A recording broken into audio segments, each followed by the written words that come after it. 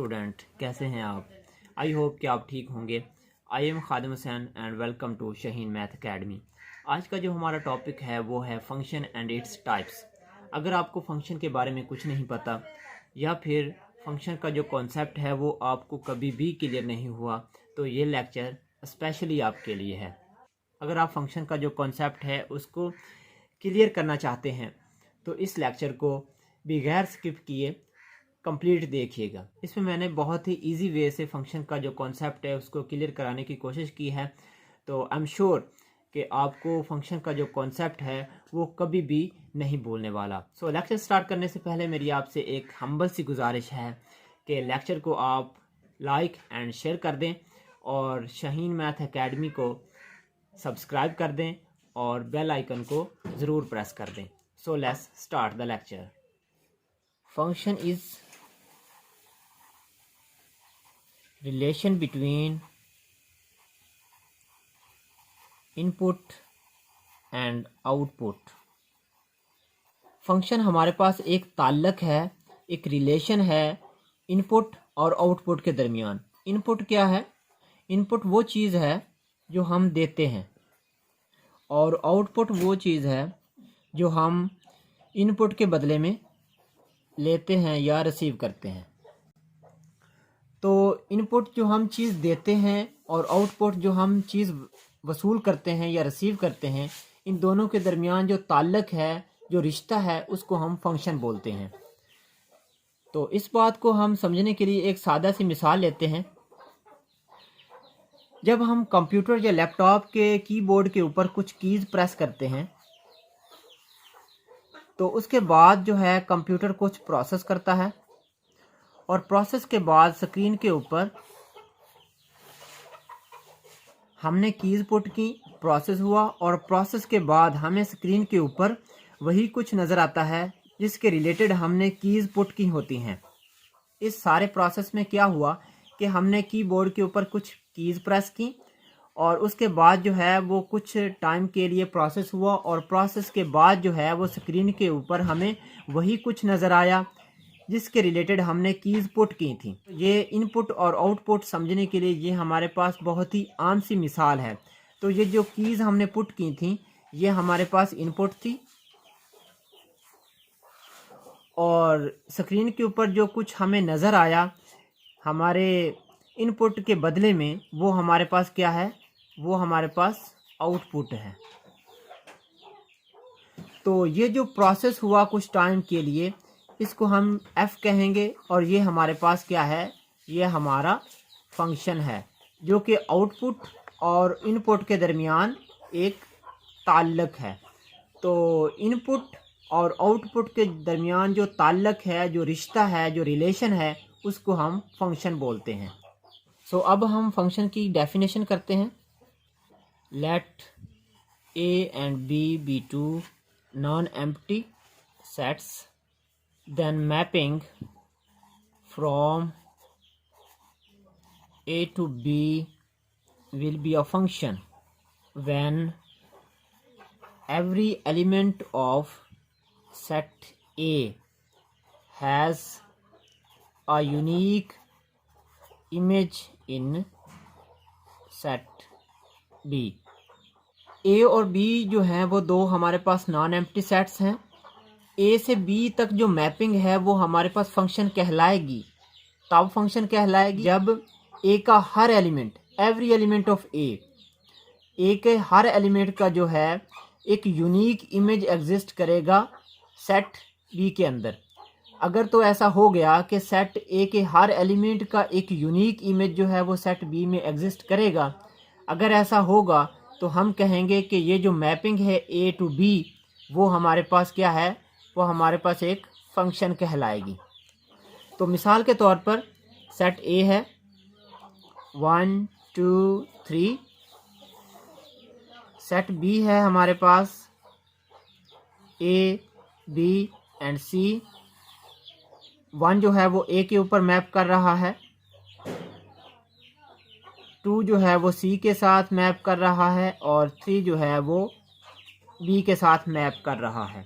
क्या ये एक फंक्शन होगा? हाँ, ये एक फंक्शन होगा क्योंकि 1 जो है वो ए के ऊपर मैप कर रहा है, 1 का इमेज जो है वो बी में एग्जिस्ट कर रहा है, और ए का जो इमेज है वो एक है, यूनिक है। ठीक है, अब 2 जो है उसका इमेज भी बी में एग्जिस्ट कर रहा है और वो भी यूनिक है, एक ही उसका इमेज एग्जिस्ट कर रहा है। अगर एक से ज़्यादा इमेज जो हैं वो एग्जिस्ट करें तब फंक्शन जो है वो नहीं रहेगा। 1 जो है वो ए के ऊपर मैप कर रहा है, 2 जो है वो सी के ऊपर मैप कर रहा है, 3 जो है वो बी के ऊपर मैप कर रहा है। तो सारे जो ए के एलिमेंट हैं, इन सारों का जो एक यूनिक इमेज है वो बी में एग्जिस्ट कर रहा है, और ए के सारे एलिमेंट जो हैं वो मैप हुए हुए हैं। तो अगर ऐसी सिचुएशन हो तो इसको हम कहेंगे ये एक फंक्शन है। ठीक है, तो फंक्शन के लिए हम कंडीशन देख लेते हैं। फंक्शन के लिए हमारे पास 3 कंडीशंस होती हैं। पहली जो हमारे पास कंडीशन है वो ये है कि ए और बी जो हैं वो नॉन एम्प्टी होंगे, मतलब ए और बी जो हैं वो 0 के बराबर नहीं होंगे, यानी कि एम्प्टी नहीं होंगे, खाली सेट नहीं होंगे, उनमें कुछ ना कुछ एलिमेंट ज़रूर होने चाहिए और होंगे। दूसरी कंडीशन क्या है, every element of A has image in B. और तीसरी कंडीशन क्या है कि वो जो इमेज है, ए के हर एलिमेंट की जो इमेज है बी में वो यूनिक होगी। ये तीनों कंडीशन जो हैं वो पूरी होती हैं तो हम कहेंगे कि ये एक फंक्शन है। तो यही कंडीशन इसके ऊपर देखते हैं।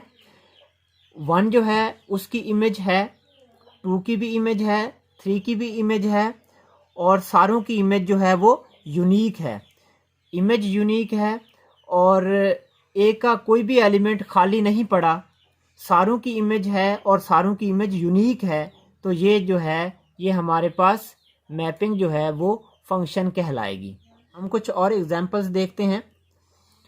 हमारे पास सेट ए जो है वो है 1, 2 एंड 3। बी जो है वो हमारे पास है ए बी। 1 जो है वो ए के ऊपर मैप कर गया, 2 जो है वो बी के ऊपर मैप कर रहा है, इसमें 1 जो है वो ए के ऊपर मैप कर रहा है, 2 जो है वो बी के ऊपर मैप कर रहा है, और 3 जो है वो किसी के ऊपर मैप नहीं कर रहा। तो क्या ये एक फंक्शन होगा? तो ये एक फंक्शन नहीं होगा। क्यों नहीं होगा? कि हमने देखा कि ए के हर एलिमेंट की इमेज होनी चाहिए। तो 3 तो एक ऐसा एलिमेंट है जिसकी इमेज एग्जिस्ट ही नहीं कर रही, 3 की इमेज है ही नहीं, तो ये जो है दूसरी कंडीशन वो फुलफिल नहीं कर रहा, तो ये फंक्शन नहीं होगा। एक और एग्जांपल देखते हैं। 1, 2 एंड 3। बी हमारे पास है A B C and D. 1 जो है वो ए के ऊपर मैप कर रहा है, 2 फिर सी के ऊपर मैप कर रहा है, और 3 जो है वो डी के ऊपर मैप कर रहा है। तो क्या ये मैपिंग जो है वो फंक्शन होगी? ये मैपिंग फंक्शन नहीं होगी। ये मैपिंग फंक्शन क्यों नहीं होगी? क्योंकि हमने कहा कि every element of A has unique image in B, unique image होनी चाहिए। तो अगर हम यहाँ देखें तो 1 जो है उसकी इमेज क्या है? ए है। अगर हम 2 की इमेज की बात करें तो 2 जो है वो बी के ऊपर मैप कर रहा है, बी इसकी इमेज है। 2 जो है वो सी के ऊपर मैप कर रहा है, इसकी सी भी इमेज है। तो 2 की 2 इमेज हैं, बी भी है और सी भी है। और 3 जो है वो डी के ऊपर मैप कर रहा। तो हमने देखा कि 1 की इमेज भी यूनिक है, 3 की इमेज भी यूनिक है, बट जो 2 है उसकी इमेज यूनिक नहीं है, उसकी इमेज 2 आ रही है। 2 की इमेज जो है वो 2 एग्जिस्ट कर रही हैं। तो ऐसा नहीं होना चाहिए। ये तो कंट्राडिक्शन हो गई कि हमने कहा था कि ए के हर एलिमेंट की इमेज जो है वो यूनिक होगी, एक ही होगी, हमेशा एक ही होगी। तो यहाँ पे देखें कि 2 जो है उसकी 2 इमेज जो है वो एग्जिस्ट कर रही हैं। तो ये जो है कंट्राडिक्शन है, जो यूनिकनेस वाली कंडीशन है उसको फुलफिल नहीं कर रहा तो जो मैपिंग है वो फंक्शन नहीं होगी। तो इसमें हमें पता चला इन एग्जांपल्स में कि ए का हर एलिमेंट जो है वो मैप होना चाहिए। अगर ए का कोई एलिमेंट रह गया तो वो फंक्शन नहीं होगा। दूसरी बात कि ए के किसी भी एलिमेंट की अगर 2 इमेज आ जाएं तो तब भी वो जो है फंक्शन वो नहीं रहेगा। हाँ, अलबत्ता ये देखें, ए का जो एलिमेंट है वो एक एलिमेंट जो है वो बी के 2 एलिमेंट के साथ मैप है तो ये फंक्शन नहीं था। लेकिन अगर ये सिचुएशन हो कि बी का जो है एक एलिमेंट है वो और वो ए के 2 एलिमेंट के साथ मैप हो तो वो फंक्शन होगा। मिसाल के तौर पर हमारे पास ए है 1 2 3, 1 जो है वो ए के साथ मैप है और 2 भी ए के साथ मैप है, 3 जो है वो बी के साथ मैप है। इसमें देखें कि 1 जो है वो ए के साथ मैप है, 2 भी ए के साथ मैप है और 3 जो है वो बी के साथ मैप है। तो ये मैपिंग जो है वो फंक्शन होगी। 1 का इमेज जो है वो ए है, 2 का इमेज भी ए है और 3 का इमेज जो है वो बी है। तो ये फंक्शन होगा क्योंकि ए के हर एलिमेंट की इमेज जो है वो यूनिक है और कोई भी ऐसा एलिमेंट बाकी नहीं रहा जो अनमैप रहा हो।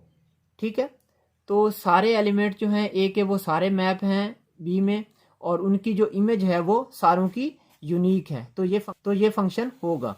इस बात को हमेशा के लिए अंडरस्टैंड करने के लिए और इस कॉन्सेप्ट को क्लियर करने के लिए जो इनपुट सेट है उसको मैं कह देता हूँ कि ये वुमेन हैं यानी कि औरतें हैं और आउटपुट सेट जो है उसको मैं कह देता हूँ ये मर्द हैं यानी कि मैन हैं।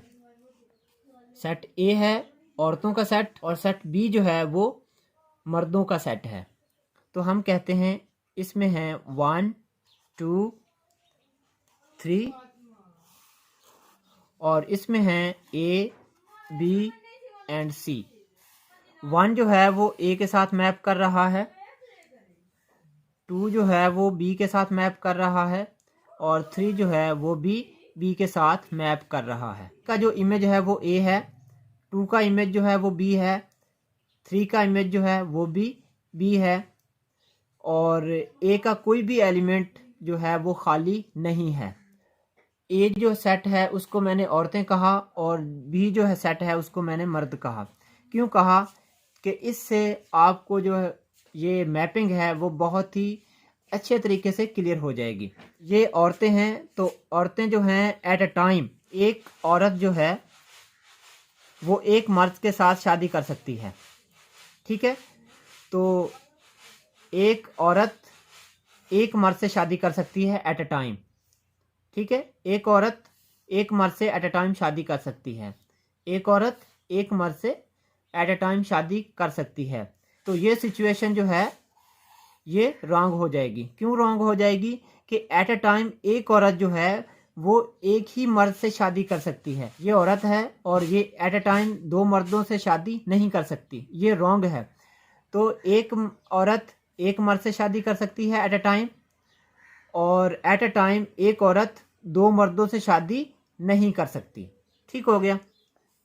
और अगर हम मर्दों की बात करें तो मर्द जो हैं वो एट अ टाइम एक औरत से शादी भी कर सकते हैं और एट अ टाइम एक से ज़्यादा औरतों के साथ भी शादी कर सकते हैं। तो ये बात ट्रू हो गई। तो ये जो मैपिंग है ये हमारे पास फंक्शन होगा। और एक और बात इम्पॉर्टेंट बात थी कि ए के हर एलिमेंट का इमेज जो है वो बी में यूनिक होना चाहिए और ए का एलिमेंट कोई भी खाली नहीं रहना चाहिए। तो ये बात भी हम इस कॉन्सेप्ट से सीख सकते हैं कि औरतों को नहीं छोड़ना चाहिए और सारी औरतें जो हैं अवेलेबल हैं उनकी शादी हो जानी चाहिए। तो इससे बुराई बढ़ने का ख़तरा जो है वो कम हो जाता है। ये औरतों का सेट है और ये मर्दों का सेट है। एक टाइम में एक औरत एक मर्द से शादी कर सकती है। ठीक है, और मर्द जो हैं वो एट अ टाइम एक से ज़्यादा औरतों से शादी भी कर सकते हैं, लेकिन एक औरत एट अ टाइम 2 मर्दों से शादी नहीं कर सकती। ठीक है, तो ये चीज़ जो है वो आपको फंक्शन को अंडरस्टैंड करने में बहुत ही हेल्पफुल होगी।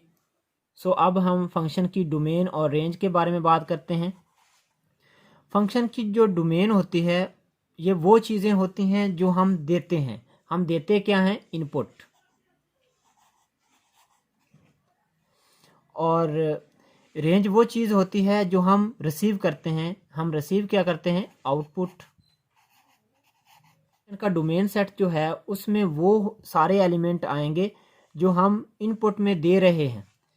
ठीक है, हम इस सेट की बात करें तो इसमें तो इसका जो डोमेन सेट होगा वो हमारे पास होगा 1, 2 एंड 3। और रेंज क्या होती है? रेंज आउटपुट होती है जो हम रिसीव करते हैं। तो इसमें जो है ए और बी जो है, सी तो खाली है, सी इसकी रेंज में नहीं आएगा। जो यूज़ हो जाएंगे वो इसकी रेंज में आ जाएंगे। ए और बी जो है वो इसकी रेंज में शामिल हो जाएंगे। और रेंज को हम को डोमेन भी कहते हैं। इनको हम ज़ाहिर करने के लिए F such that A to B लिखते हैं। तो इसको हम पढ़ते हैं F is function from A to B. So अब हम टाइप्स ऑफ फंक्शन की बात करते हैं। फंक्शन की बहुत सारी टाइप्स होती हैं, लेकिन यहाँ पे हम सिर्फ one function, onto function की बात करेंगे। बस वन फंक्शन, इसको हम 1 to 1 फंक्शन भी कहते हैं। दूसरी हमारे पास है ऑन टू फंक्शन। तो सबसे पहले हम वन फंक्शन को देखते हैं। वन फंक्शन क्या होता है? If every element in domain of function has distinct image in range then function is called one function. अगर डोमेन के हर एलिमेंट का एक डिस्टिंक्ट इमेज रेंज में मौजूद हो तो उस फंक्शन को हम वन फंक्शन कहते हैं। मिसाल के तौर पर ए और बी दो सेट्स हैं। 1 मैप कर रहा है ए के ऊपर, 2 जो है वो बी के ऊपर मैप कर रहा है, और 3 जो है वो सी के ऊपर मैप कर रहा है। तो ये जो फंक्शन है वो वन फंक्शन होगा। 1 की इमेज ए है, 2 की इमेज बी है, 3 की इमेज सी है। तो यहाँ पे किसी भी एलिमेंट की इमेज जो है वो सेम नहीं है।